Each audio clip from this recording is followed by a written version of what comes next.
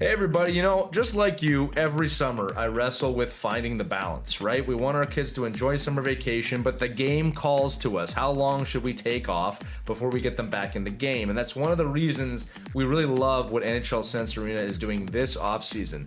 They've rolled out new monthly training packs to give players a structured plan to follow all summer, so you're not wondering what they should be working on. They've also added creator packs featuring drills from NHL goaltenders Devin Cooley, Joey Decord, along with Brody True's Summer Skills Pack. It's a fun way for players and goalies to work on their hockey IQ, decision-making, stick handling, reactions, and game situations right from their home in just 10 or 15 minutes. Perfect to keep them away from the ice, but get that hockey in. So if you've been thinking about trying Sense Arena, now is the time. Their off-season prices is always the lowest of the year, and Our Kids Play Hockey listeners can save an additional $25 with the promo code OKPH. So head over to hockey.sensearena.com, use that promo code OKPH, and keep your players sharp all summer long. Check out that website, then come on back and get yourselves sharp with this episode of Our Kids Play Hockey. This episode is powered by NHL Sense Arena.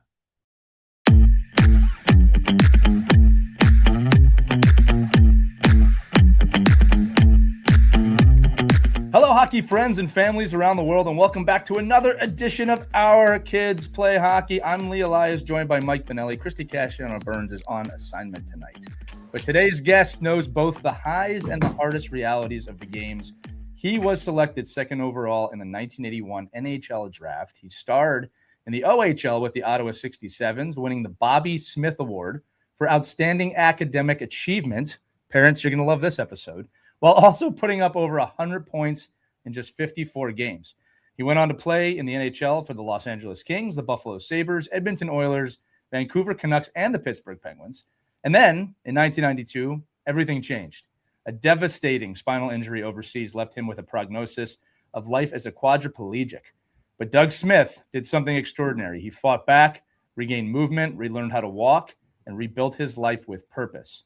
Today, he's a businessman, a founder of a charitable donation leader, and a motivational speaker, helping others understand what true resilience looks like. Gets ready to be inspired, my friends. Doug, welcome to Our Kids Play Hockey. Well, thanks for having me on today. What a great day it is here in Ottawa. Yeah, hey, buddy, listen, it's a great day everywhere right now. It's funny, we're recording this on June 15th, hours after the Stanley Cup final concluded. I think it's an interesting day for hockey fans. If you're in Carolina today, you're very happy. And then everybody else is just undefeated as we start the day for the 26-27 season. But beautiful in Ottawa, beautiful in Philadelphia, where I am. Mike, I know you got storms last night too. Probably beautiful across the eastern seaboard. But Doug, let's start here. I want to ask you this. We're going to talk about your hockey career a bit.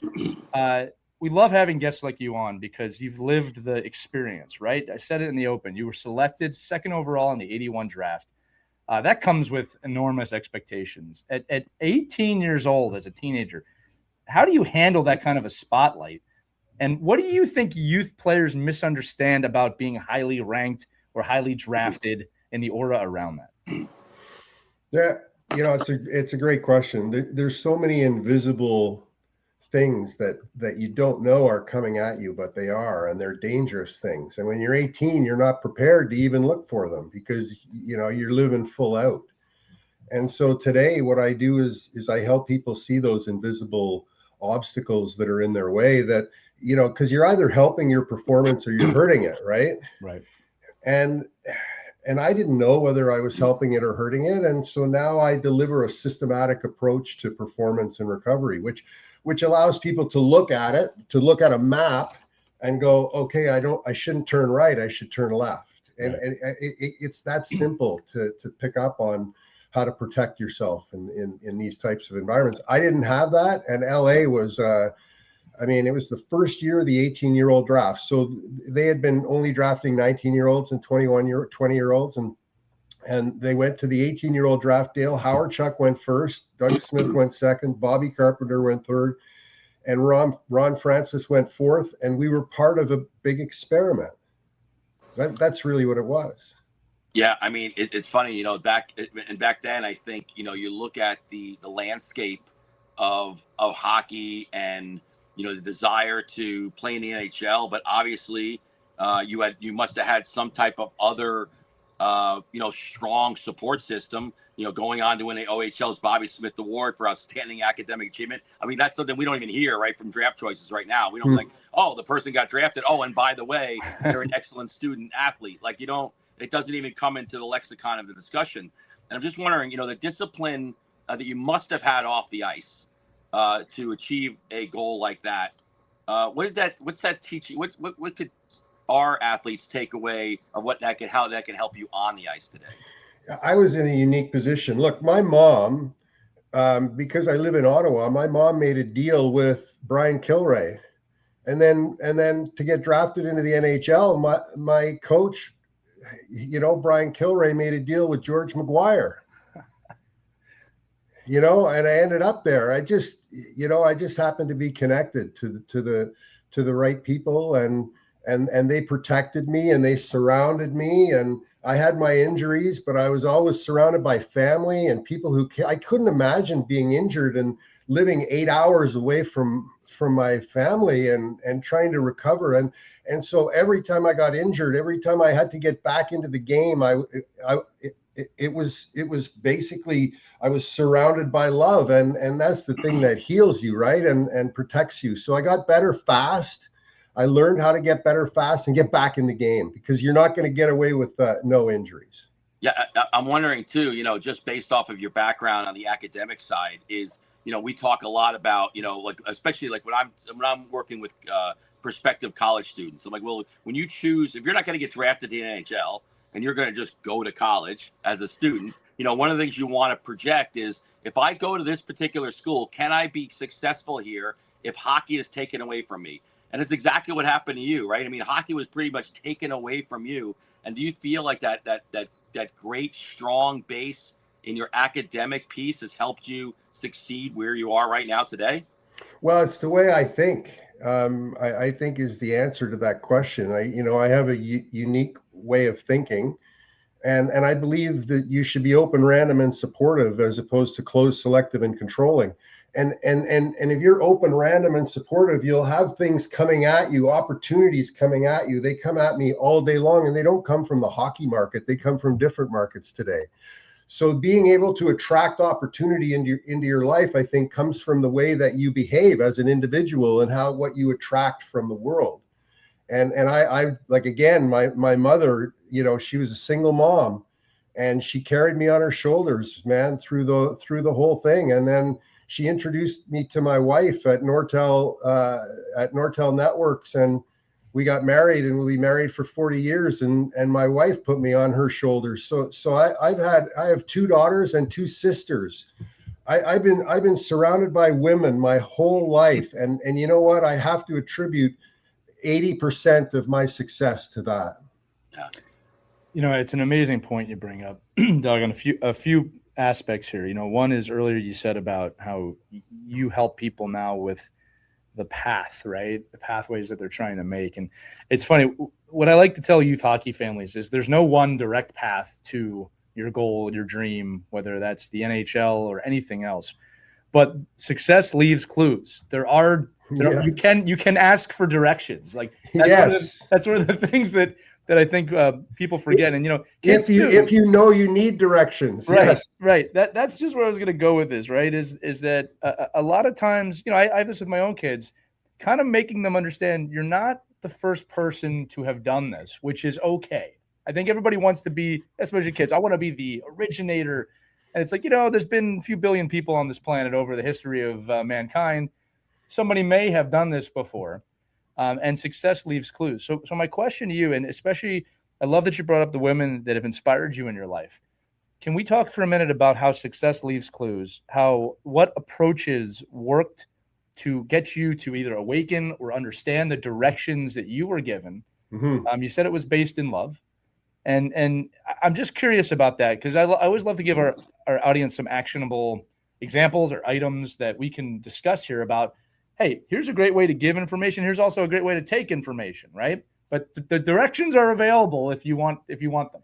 It's going from your current reality to your desired future. That's called a bridge, right? Whatever your current reality is, there's a bridge to your desired future. Love that. And if you can build that bridge, and this works in corporate too, right? It works for anybody that's out there. And if you can build that bridge, and you have to build it, it's not like anybody else is going to come along and say, Mike Lee, I'm gonna build this bridge for you so you can get to your desired future, because you wouldn't even get on the bridge. Right. You wouldn't even recognize what it was because it wasn't yours. That's a great point. And that's the central nervous system. And so today, that's what I spend all my time on is focused on the central nervous system. And the books I read are like encyclopedias to better understand how we can recover and perform better. And I can, when I meet somebody and they tell me their situation and it's not good physically or psychologically, I have the tools in my tool belt to say, maybe you could try this, or maybe you could try that. And then that's why I learn. That's why I learn about this stuff. And I try to keep. When I got out of hockey, I was the VP of Linux Care, the biggest professional services play in open source. I was one person away from the top people in support for the revolution, to change the way that the internet works. And so, like, I went from hockey to that stuff, right? Because I had to figure out a better way. And if you're playing a sport, if you're a kid playing a sport and you're not spending your time figuring out a better way to do it and just trying to copy somebody that's doing it already, then the chances of you succeeding are going to be a lot lower. So I think, go ahead, Lee. Well, I just want to pull the thread on that real quick because, Doug, I love what you're saying. I'll tell you why. Because something I wish I had been told younger. And you know what? To your point earlier, maybe I was told this younger. I just didn't hear it till I was a little bit older. But I know the time and the dedication I was willing to put into the game. And it wasn't until maybe my early 20s that I realized, oh, wait, I can apply this to anything. It's not just hockey. And what you realize is that was kind of in me all the time. I was just applying it to the game and only the game. And I think that what you said earlier about, I just think differently. I do things differently. I bet you approached the game the same way. So where I'm going with this, especially for the parents, is that, if you're listening to the show, especially if you're a kid, you probably have a kid, or you are a kid that is very enthralled by this game. That relentless pursuit towards your passion should be applied to school, should be applied to other extracurricular activities, should be applied to just being a good person. And I think that from a youth sports standpoint, I'm going to go even broader here. That's something I wish we did more as coaches, and I'll say as a community, is to inspire these kids that it's so amazing that you have a love and a passion for this game. Just know you can apply this to anything. And the more you do it outside the game, the more it will actually affect the game, right? The kids are relentless at school, at music, at chores, and the game are getting more reps in of what I'm talking about. Can you comment on that a little bit about your personality and what you've seen? Well, okay, so playing hockey, I always thought it was about being the best in the world. And I was pursuing being the best in the world. And I got there. I was one spot away from being the best in the world when Dale Hawerchuk got drafted. When I broke my neck, when it ended, and I knew it was over when I hit the boards, and we could talk about that more. Yeah. I instantly went towards trying to be the best for the world. Instantly. It didn't take 5 seconds. I was conscious when I hit the ground. I knew I had broken my back, right? Because I heard it. When you break your back like that, you hear it, right? And it's done. So, all of a sudden I knew that there was nothing there anymore. Just like that, there was nothing there. There was no hockey anymore. And it was a huge, vast pit. And I needed something, and it was like, okay, so what am I going to do? And in that moment, all I could think of is helping other people, and how I was going to help. This is hard. How I was going to help my family, right? I mean, those were the two things that hit me: being the best in the world, and how was I going to help them, because they needed. Yeah. No, I mean, it's unbelievable. I mean, I definitely want to get to the actual injury piece, because obviously that's been such a influential part of your your success and your vision and the person you've become to help all of us. I think it's, but going into that, right? I mean, I think it's such a strong person and a strong personality, because to me, I would think that if you're drafted second overall, you're a hockey player, right? That's your identity. I mean, when you look back where you're like, oh, well, this is what I'm going to be, the best player in the world. Like, that's my vision. Like, that's who I'm going to be. And can you just talk about, let's get to the injury in a second, but how dangerous it is for a young athlete to go in saying and have a singular, and I know there's a part of that is why you're successful, but why that singular focus that this is who I am. I am a hockey player. How dangerous is that if you don't have anything else to lean back on and support you when you're not a hockey player anymore? Yeah, taking responsibility is probably the biggest issue for hockey players and professional athletes, in my opinion. I've struggled with that, since my career ended, and somebody has to grab me and point me back at responsibility, right? Because it was just a game, and you just run around playing a game, and you're trying to beat somebody else, and that's what motivates you.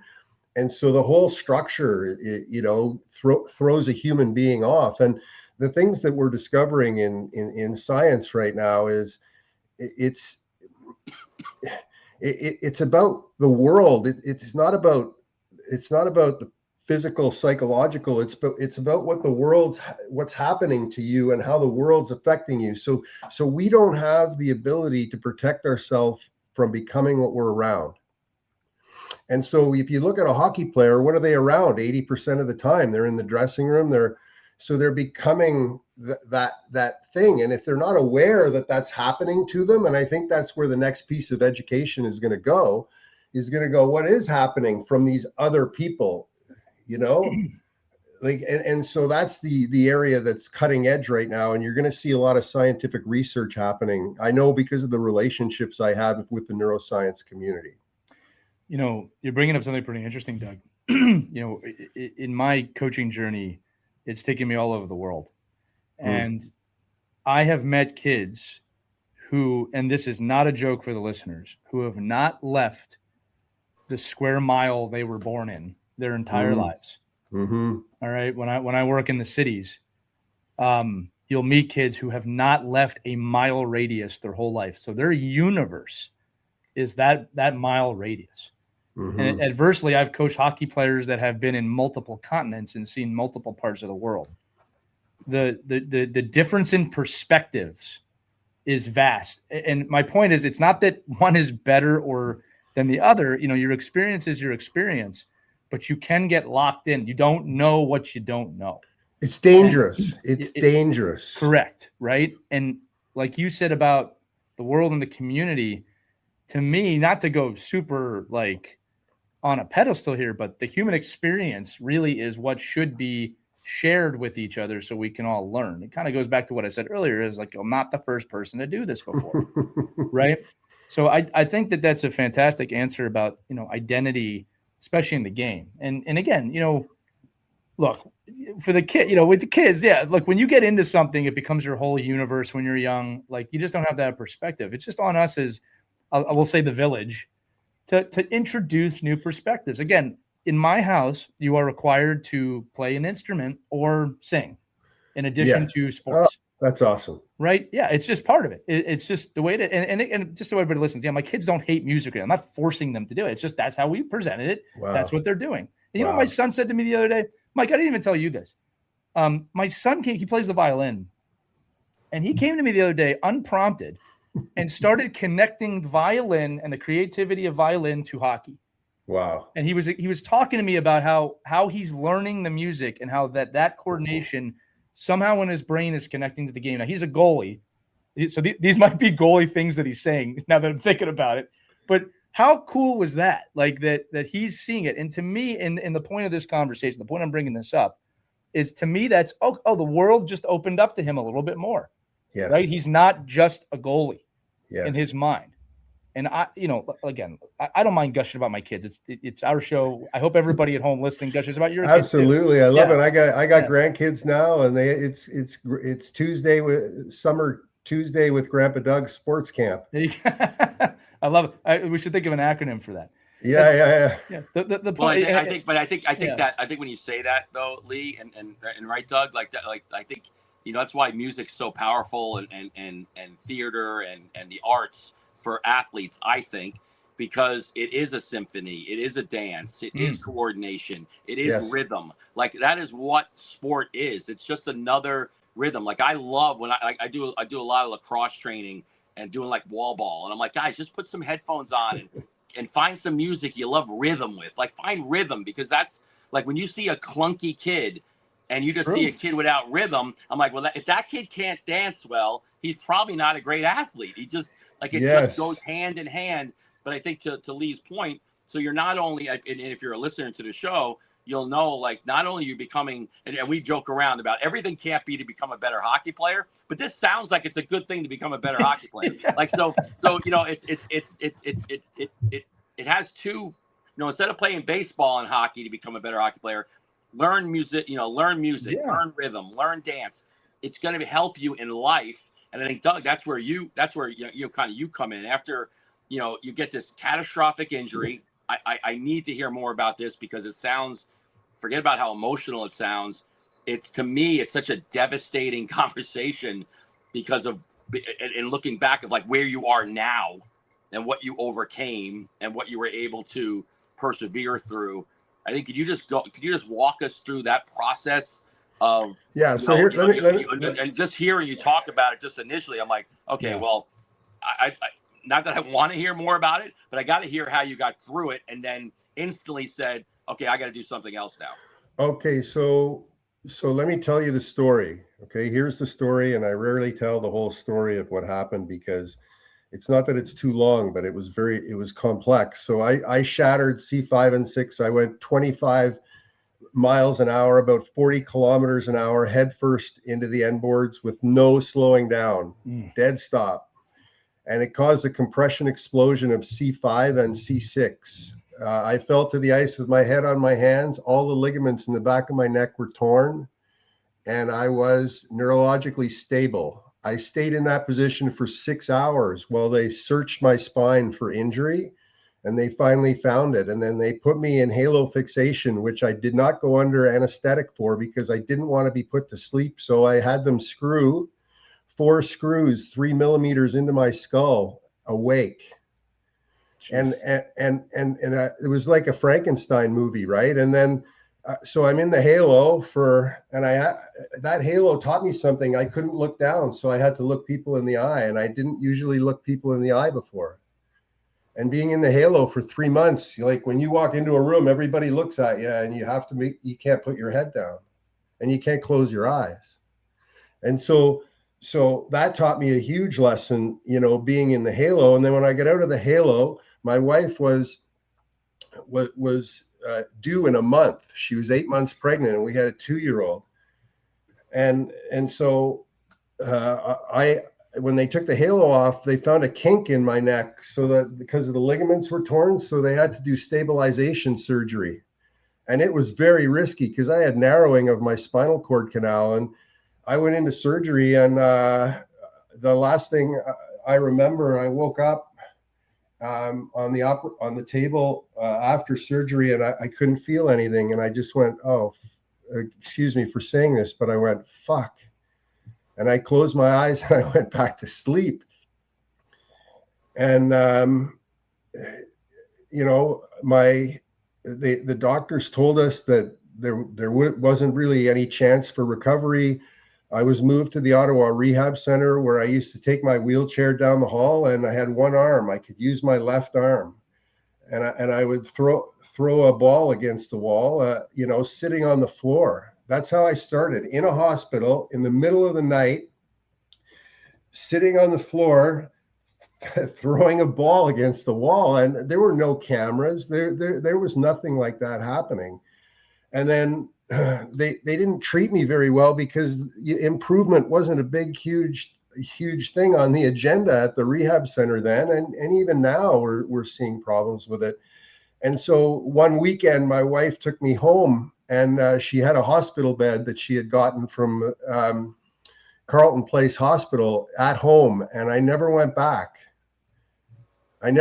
She had the baby a week before I was paralyzed, before my surgery, and we had a newborn and a 2-year-old at home, and I literally crawled out of that bed. It was we had finished building a new house, and the hospital bed was there. She was catheterizing me 3 times a day because my bladder, I had no bladder function, no bowel function, no arms, no legs.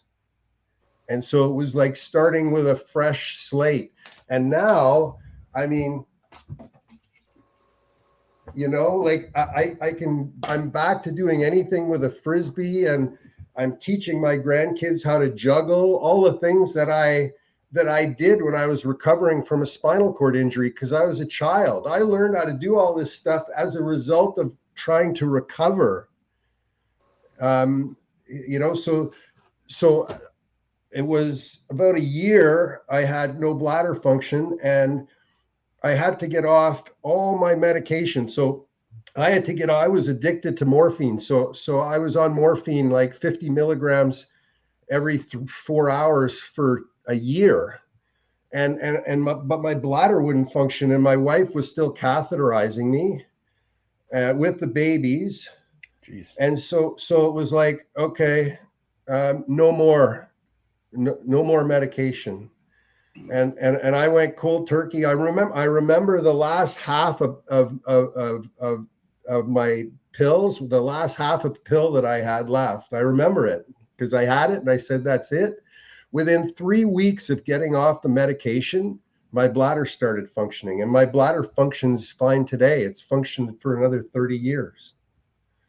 Right. So, that's the story. And now I'm back. So right now I have no extension strength in my right hand.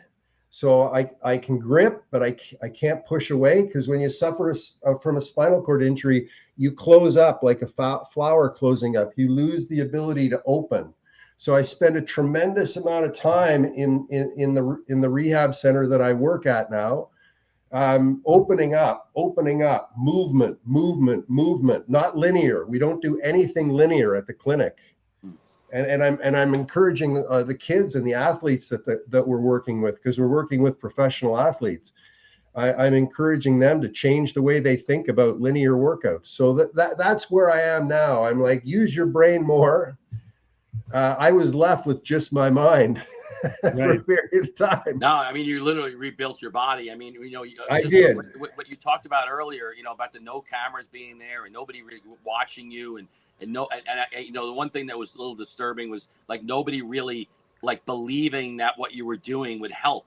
And when you said, you still think that might be a little prevalent today, is this just the nature of the injury, where somebody says, listen, your mind's not powerful enough to overcome this injury? Or is it just you because of who you were, and obviously you're a professional athlete. Like, so your ability to withstand pain and to overcome adversity and to fight through things obviously was inherent, because you wouldn't have got to where you got if you didn't have those things. Was that a big factor in where you are today? I wanted to die. Like, there was 2 times that I wanted to commit suicide, but I was paralyzed.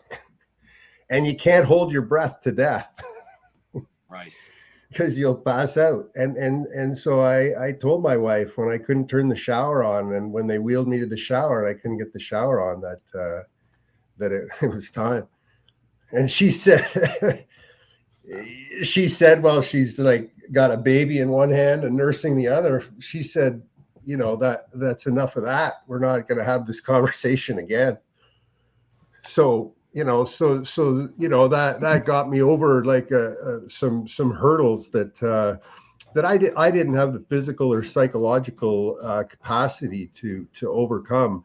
And the whole world is shifting to this. And if the audience can get anything today, it's the shift from mind body. We moved to this mind body concept of how the world works. and everybody bought into it, but it's nonsensical. You can't, it can't be supported. The model that we're going to subscribe to in the future, all of us, is world brain, because our brain synchronizes with the world, right? So from a psychiatric standpoint, from a neuroscience standpoint, it's world brain, not mind body. Throw mind body out the window and get every kid that you work with, get every team that you know to shift to a world brain model, and get them to understand that every one of your actions is going to impact every other single person in the room. And watch the kids like master this stuff, but you got to prove it to them. And that's what I'm embarking on right now. Is I'm about to open an 18,000 square foot clinic, and we're just going to be doing this. That's all, with kids. It's a school too, grade 4 to grade 12, and it's called the Peak Performance Academy, and we're going to start producing some of the best athletes in the country there. And this is just opening. We're just like in the next 2 weeks, we're opening the facility, and they're lining up outside the door because it's about recovery, performance, and longevity. There's no point in having longevity if you don't have performance, because you're going to be in pain. Right. You don't want to be in pain. So recovery, performance, longevity require the same systematic approach to human performance. So there's no difference between them. Because I recovered using that process. I became an NHL player using that process. So what's the difference between recovery and performance? There isn't one. And so prove that. The kids that are watching this or listening to this, I'm about to prove that. So just come knocking, and I'll just say, here you go. Here's the data.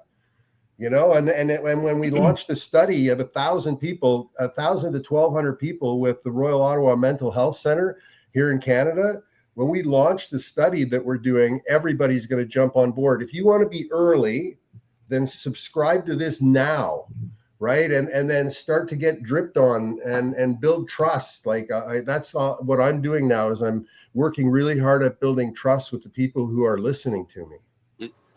Is it possible? Like, I'm not in Ottawa, right? So is it possible I just want to hear more, not to give, you don't have to give anything away, but just explain to me how you're instituting this. You would institute this philosophy to a group of 14-year-olds, and they're in the room and they all think they're doing this, but really they could be doing this. Yeah. And how that is going to benefit them. Yeah. The bump in performance is about 300%. So Wow. So they'll and when you work with groups of people and you show them the physics, this is a physics exercise, okay? The bump in performance for an organization is 300%. Right.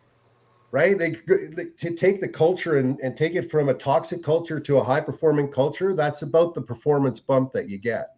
And the same numbers work for each human being. So like when you switch your perception of what it is to be successful, and it gets you on the right ladder, not the wrong ladder, because the other ladder sort of ends at 12 feet. You want to go to 25 feet, right? But people have bought into, I can only go to 12 feet. Right. Because somebody sold them on that. It's funny, how do I say this? The constraints we put around ourselves that don't exist. And I'll give everybody a funny example of this. Like, money is a made up thing. Now, look, you need it to survive. I'm not saying money doesn't matter, okay? Because like that is how we govern buying and purchasing things. But you've heard the astronauts say when they get out into space and they look back at the Earth, it's like everything on this planet we made up. We created all of it. Money, government, languages. Like, it's all just something we came up with. It's not the universe, right? It's just constraints that we've made to govern ourselves, right? Yes. And when you realize that, again, it's not, I'm going to say this again, it's not that these things don't matter. People dedicate their lives to these things.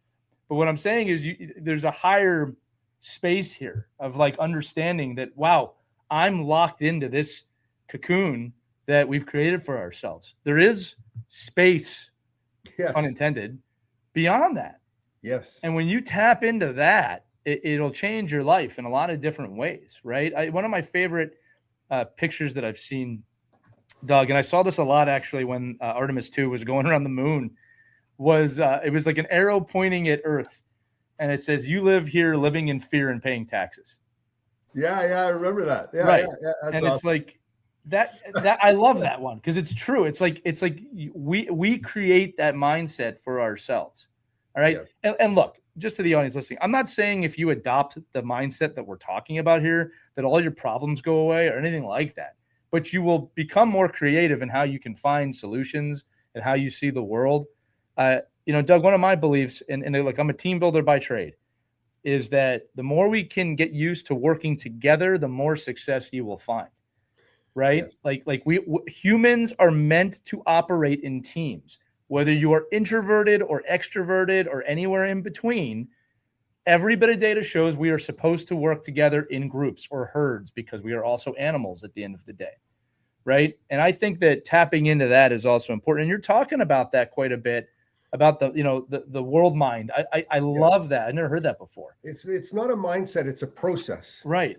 Okay, so it's a process for transformation. And let me read the system to you so that when I go and speak to an audience of 500 people, every single person gets this system at their seat, because I want to say to them before I start that if they have to go, they can take with them what I came to deliver.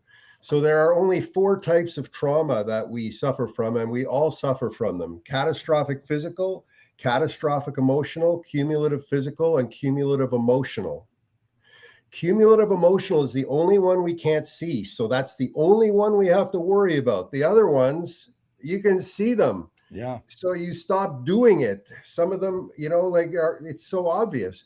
And so cumulative emotional trauma requires something else other than your brain's ability. Okay, because the subconscious mind controls you. It controls 95% of you, and it's like an 800-pound gorilla.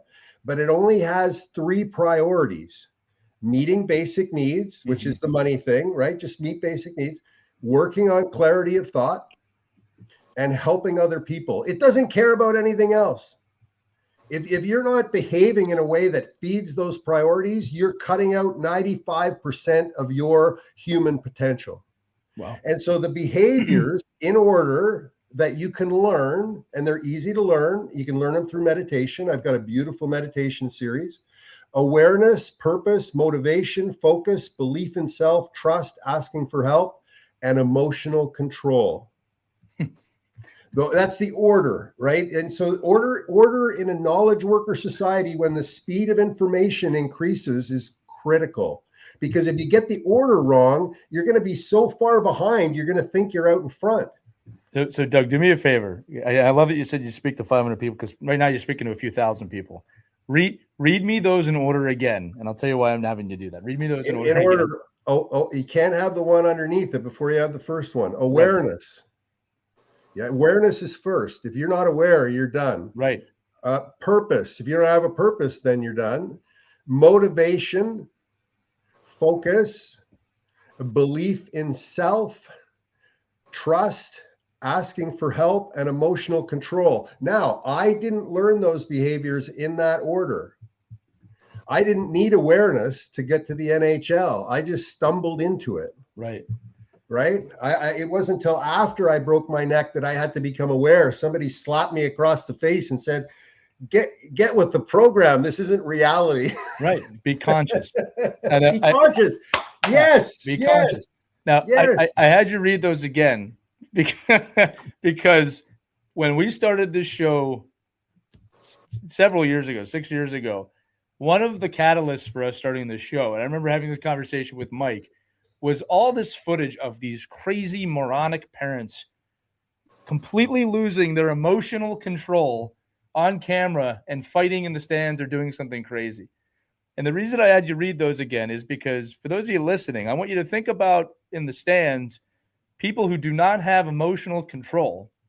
And we're talking with you, Doug, and that's the end of the process. right, of what you're talking about, right? Yes. It starts with awareness. I always love that word. Consciousness is one of the ones I like to say. Emotional control is one of the hardest ones. Sorry to interrupt. No, it's fine. My point is that like most people are trying to do that and they don't realize there's a process to get there. That's why you have a crazy hockey parent, because they're not conscious. They're not aware of these things. So I just think that there's a connection point there. And you're right. It's not just about being in a youth hockey arena. This is about life. This is about things. And you can accomplish amazing things without even knowing this. But when you become conscious to these types of concepts, it'll change your life. So this works for recovery from anything, and it works to achieve high performance in anything. Yeah. And I got to go back to lacrosse, because lacrosse was my game, right? So it wasn't hockey. And so, like, how many kids are you working with, like, right now? Like, I want to come to your lacrosse camp more than I want to go to a hockey camp, man. I'm come on down. We got an open invitation. No, I got the sticks. At any given time, it's like I fight, and again, this is where and no doubt about this is. And I just talked to a bunch of parents yesterday. This is why this show is so important to me personally, because I don't get a chance to go out and see Doug Smith. I don't go out and get a chance to see this guy. I can take all this information, and then I have to remember, though, that not everybody is getting the same information as me. And I get frustrated, at listening to people. I'm like, this doesn't matter. What you're talking about doesn't matter. Like, to me, lacrosse is a field, a stick, and a ball. You don't need to travel to another country or state to get better at lacrosse. You need to be in your own state. Like, of mine, like you need to be in a whole different area. And I think today's hockey world, sporting world, lacrosse world, is we're all chasing something else instead of going and following these little directives that are really the essence of life, right? But we're trying to get to another destination without and talking about not having a bridge. Like, we don't even build our own bridge. We're just saying, hey, get me over there, but I don't want to have to do. I don't have to pay the tolls. I don't want to have to do all the things to get there. Just get me there. And by the way, I'll just pay to go there. And I think this is where we've lost so much in our youth sporting culture here in the U.S. for sure. I know in Canada, because we talk to Canadians every day. And it sounds like, you're trying to build that bridge to kind of bring this back in. Yes. The model is shifting. So sports and corporate are my market. So corporate needs this because it's an invisible competitive advantage. So I'll be delivering this to executives and showing them and proving it to them, and then walking out of the boardroom. Right. And the fact is, our athletes are our next business people. This is why they are. That's why we do this, right? I know that there are and Lee, right? We talk about it every day. There are the percentage. I get it. They get involved because they want their kid to go play pro. But everyone else, the mere mortals, every single other person is going to have to do work in something that's not hockey. And this is the vehicle, or one of the ways, that we can teach our youth players and athletes and parents the way to get this through the system without and still getting sport, like still getting the play, which we all love to watch and participate in. A process. Everybody lock this in. What is your process for transformation? And I ask people that, I ask kids that, I ask their parents that. Can you show me what you're using your process for What the heck is that? Right. Change. I don't like change. Change is in the cupboard. I put change. Wait. Whoa. It's speeding up. Okay. So if the game's speeding up, you better stop, trying to play old school hockey. No doubt about it. I think we see this all the time and the reason like a guest like you is so intriguing to me is because we keep trying to put, like, when I see players that aren't already on an elite team or the best team in their age group, they're all continuing to follow the same path as those players. And in fact, what they need is a whole different path. Right. They need something so different because they're never going to catch them. They're never going to catch up. But we just keep saying, well, this is what I do this, and then I do this. No. You can't do any of these things because you're not even there. So you're trying to get there without building any support and any foundation, but it's such a hard concept for parents to embrace. It's almost impossible. Yeah, like something interesting about lacrosse. It's the best sport for proprioception. Yeah. Right. And proprioception fires neuroplasticity, right? Because you can't see the ball going into the net, right? Your hockey stick's out front, your lacrosse stick's behind you. So you have this space that's unseen that you're managing. Right. Right. 12-year-olds don't even know if the ball's in there in the stick. That's right. What happened? It's not there. That's right. So just imagine, right? Yeah. If you introduce proprioception to them, for example, at the University of Montreal, Dr. Faubert is doing the latest work on three-dimensional tracking, and we're in the clinic, we're using the technology, and we're seeing like a 600% bump in performance in 6 weeks.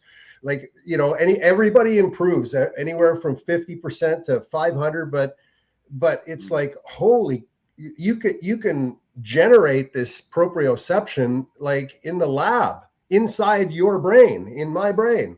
And so I took it on and went 6 weeks hard. I quadrupled my spatial capacity, and even driving and doing other stuff like with my body, my brain's got it under control. So, and you can keep pushing this ball slowly with this technology. It's only like 10 minutes a day.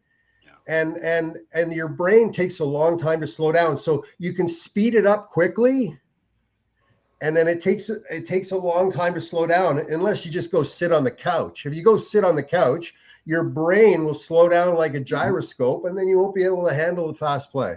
Everybody knows that, what that feels like. Yeah, I've always been amazed. I tell my own players this: you can accomplish a lot in 10 minutes a day or 15 minutes a day, and it can be mindfulness, it can be strength, it can be anything, right? Any skill you want to build. It does not take as much time as people think. No. Right? Now, again, you can put more time into it. Don't get me wrong. But I'll give you a great example. Just bring this back to youth hockey. I coach a 10U team, and one of my prerequisites is and I do it like this: on non-skating days, keeping in mind we typically skate 4 days a week. On non-skating days, I want you to do 10 minutes a day of really basic puck handling. I give them the exercise. I say, I just want you to get in the habit. Mm-hmm. Well, what if I'm not good at it? I just want you to get in the habit, because these habits pay off way down the line when you're 25 years old and you just know how to form a habit.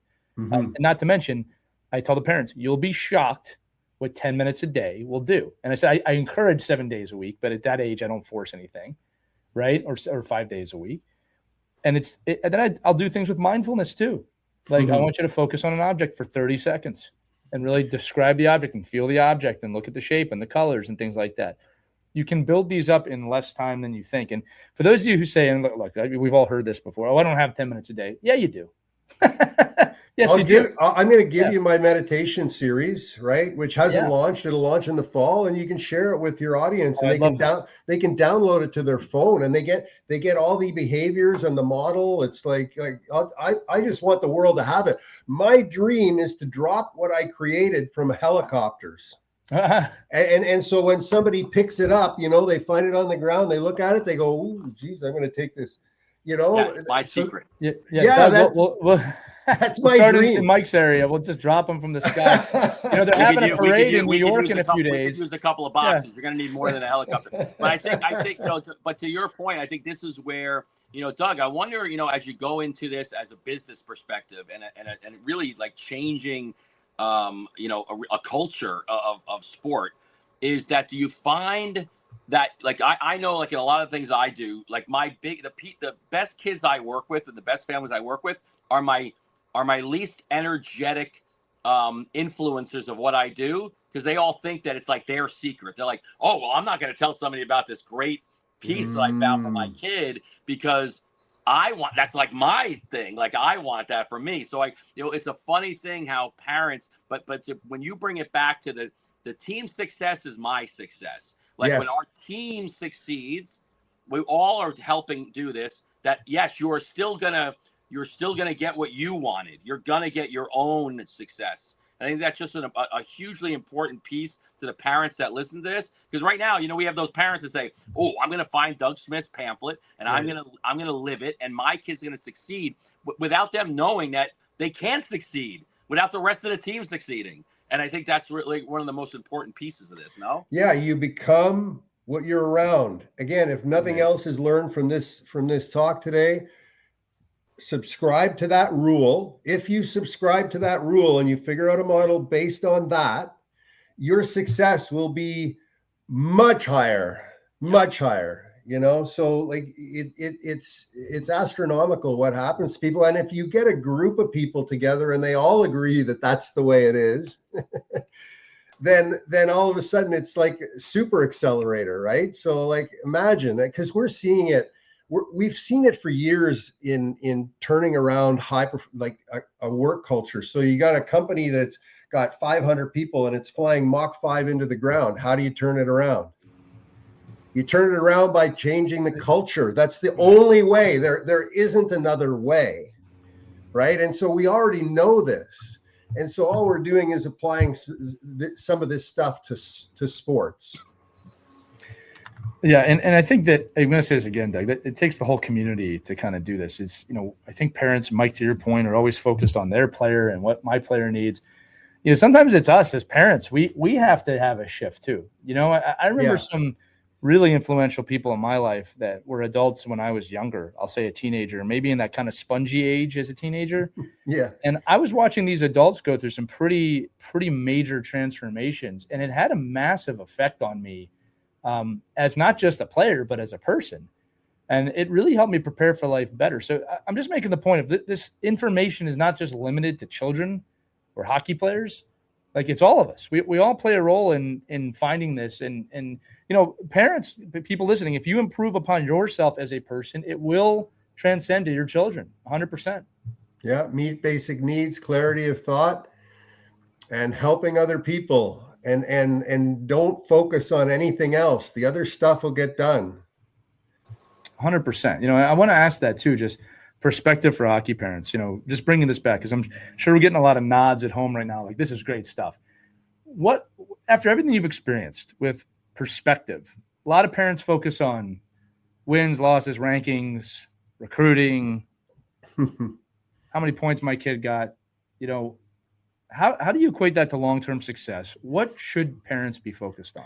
Oh, I only know my experience. I never knew how many points I had growing up. I never knew how many points I had when I was in the NHL. I should have, because it was my business, but my brain doesn't work that way. It's like I learn from the experience, and then I move on and leave all the negative stuff behind, and just, you know, just keep it real and keep it positive and keep smiling, you know, and that seems to have worked like incredibly well, not just psychologically, but physically. And the fallout from what we're talking about today into the mental health sector is massive. I'm doing a Dare to Be Vulnerable event in Ottawa with I don't know how many people on Thursday. Right. And this subject of mental health and what happened with Claude Lemieux and all this stuff. Yeah. You know, people are actually searching now. And the ones, what I'm telling healthcare workers, chiropractors, massage therapists, don't worry, the numbers are too big. Don't look at time or the next few months as an issue in your life, because there's so many people coming at the practitioners now. The baby boomers are just about to be a dump truck. You just got to get your processes down, get your systems ready, and get ready for the wave, because it's going to be a big wave. Yeah, I agree with you that that's coming. And, you know, I love that you use the word vulnerability. What used to be looked at as a massive weakness is now being understood that it's actually a massive strength, right? Yes. I mean, there is a way to do it, right? And I think when we say vulnerability to people, a lot of people think, well, I'm not going to be crying in a corner talking about all my feelings. Like, that's not exactly what that is, right? So I think an exploration into that from all of us, teaching your kids to be able to do that, creates strength, all right? Because I'll say this too, Doug, sooner or later, if you don't figure that side of it out, it will explode. It's going to come out at some point. It's hard. You don't get away with anything. And it's hard for me too. Like, I get up in the morning and go, what are the priorities? You know, do I need to meditate on the priorities? Yeah. and if you get those priorities out of whack, it's amazing how certain things will slip, you know? Right. And it happens to me, right? So shit, all the time. Yeah, I just, I wanted to go back to hockey for 1 second, because I don't want to miss this opportunity, unless we're going to go for another hour, Lee. But I think, I think there's, I think especially a lot of the audience that we have right now, like, is not going to remember or even know the LA Kings of the gold and purple area and that time frame, like how good and how great the players were on that team. Can you describe the influence that being a part of that organization very early in your professional career had, when you had guys like Marcel Dion and Zimmer and these guys, unbelievable, right? I mean, so could you just talk about just the like what those players did that you saw as a young player coming into the league that said, wow, these guys are professionals and this is how they conduct themselves every day? It wasn't really like that when I got to LA. It was pretty much an organization in decline. George was drinking too much, like George McGuire, and I ended up in court having to testify against Don Perry, my coach, for destroying somebody's career. So I was 19 years old, and I was in court doing depositions against my coach, and then sitting on the bench in front of him. And it was insanity in LA because there was only one team on the West Coast, so there was no cameras on us. And the philosophy of the teams back then was, show up for practice on time, show up for the plane on time, and show up for the game on time. And we don't give a shit what you do outside the game. So I took a bag of money, a bag of cash, $28,000, in 1981. And I took a bag of cash. I got a cab to drive me to Circle Porsche Audi, and I gave the guy the cash for that black Porsche right there, and I drove it out of the freaking showroom onto the street in Long Beach. And there was nobody on the team. I was wearing shorts and a Hawaiian shirt. There was nobody on the team. They weren't interested in helping. Now today, going back to Edmonton and the closing of the Northlands and seeing the different teams now in Buffalo, each player has like 6 or 7 supporters, where I didn't even know what it was when I first heard the name, right?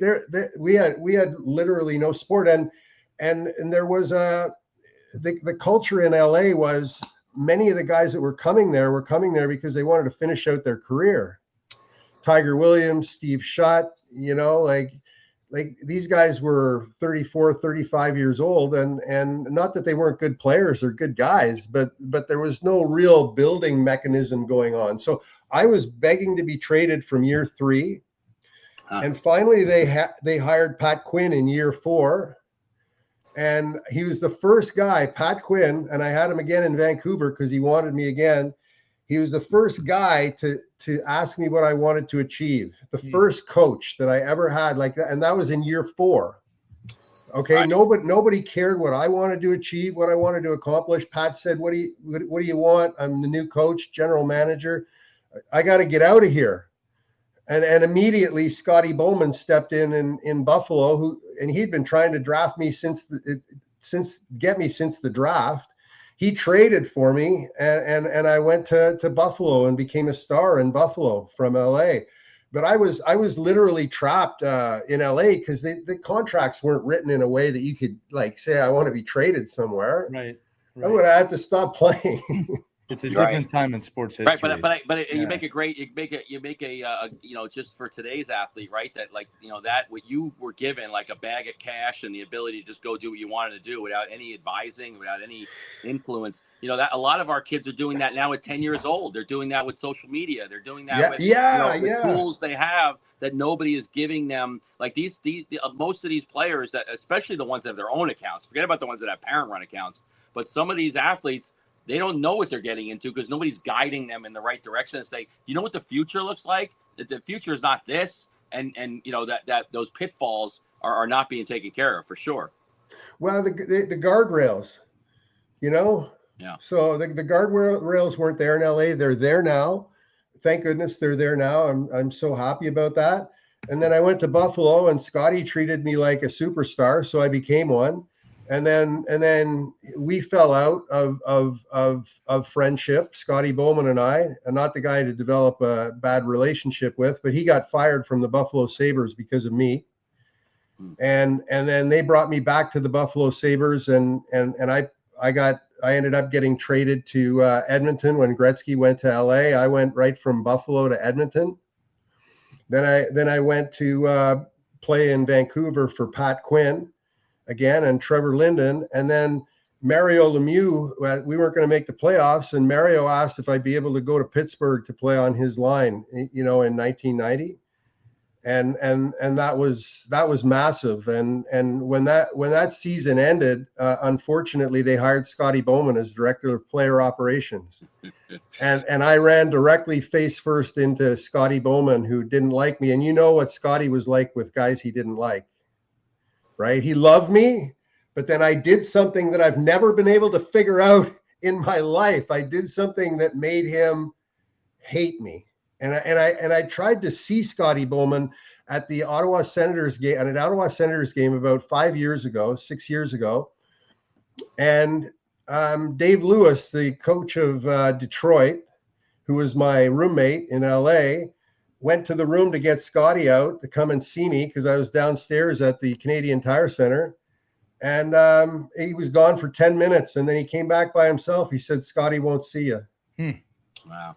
Scotty won't see you. It was devastating for a while for me because I was going to apologize to Scotty for, what had happened, and it had been bothering me. But he just literally cut off the relationship, which again, old culture. Yeah, some people do that. I've had experiences with that, not Scotty Bowman, of course, but with other people too. It's always amazing. One of the things, Doug, you bring up though, is the question of environment and creating environments for teams and for players. I'm looking at that photograph behind you. Is that Miracle on Manchester? That game, yes, that is the Miracle of the biggest comeback back in NHL playoff history. Right.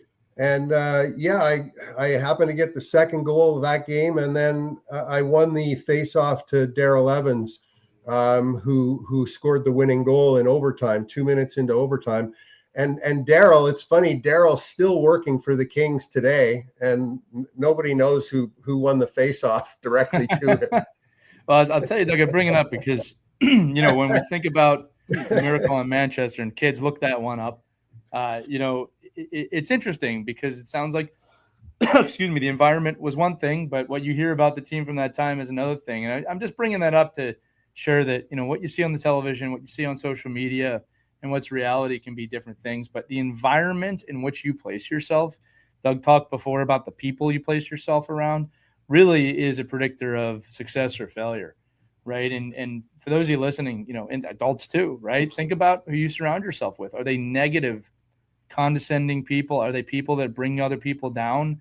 Because you're going to end up like that. Are they people who bring people up? Are they there to support each other? Now, the beautiful part about the hockey community, and we hear it from our audience all the time in the emails we get, is just how supportive we can be of one another, right? And those are the type of people that I choose to be around. And Doug, I think you did a great job today of explaining a lot of different aspects of not just the game, but the mentality behind the game, things that made you successful, that thinking outside the box is not a bad thing. And then going back to the beginning, there are directions available. There is a human GPS out there if you're looking for it, or you can just drive the map blind, see where you end up.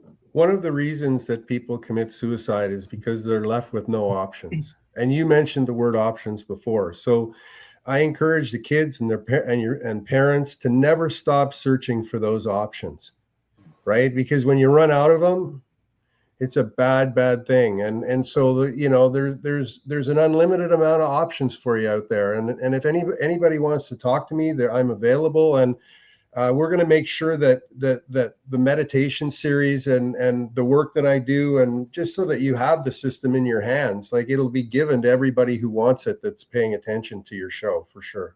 Yeah, well, we'll make sure to get that out there. And I think today's episode's been fantastic. And again, look, I'll come back too. We can talk more about the new facility and how many people, what's happening, all that stuff. Be careful of giving that open invite because we'll take it. We will. Well, I love the conversation. You guys are searching for the same stuff I'm searching for. Yeah, well, and that's, I love that you say it like that, because that's the idea behind the show, right? Is to create the conversations that are going to get people to think and grow. And Mike said it before, I'll say it too. I've benefited greatly from this show as not just a hockey parent, but as a person, right? The things that you learn, like every Monday we joke, we have our therapy sessions on the show and we move forward. But Doug, listen, you've been a fantastic guest. For those of you listening, Doug's going to join us for a quick ride to the rink for the kids as well to share this message. But Doug, thanks so much for joining us today on Our Kids Play Hockey. Thank you guys so much. Really appreciate it. Awesome. All right. In the show notes, we're going to put how you can get in contact with Doug if you want. Also, remember, you can email us at any time, team@ourkidsplayhockey.com, or use the link accompanying this episode in the description. You can actually text right to us. We can text back. And we love hearing from you out there, right? You guys run the show. I can't tell you how many emails and messages we get a week right now from you in support of what we're doing. But for Doug Smith, for Mike Bonelli, I'm Lee Elias. We will see you on the next edition of Our Kids Play Hockey, everybody. Take care. Have fun. See you soon. We hope you enjoyed this edition of Our Kids Play Hockey. Make sure to like and subscribe right now if you found value wherever you're listening, whether it's a podcast network, a social media network, or our website, ourkidsplayhockey.com. Also, make sure to check out our children's book, When Hockey Stops, at whenhockeystops.com. It's a book that helps children deal with adversity in the game and in life.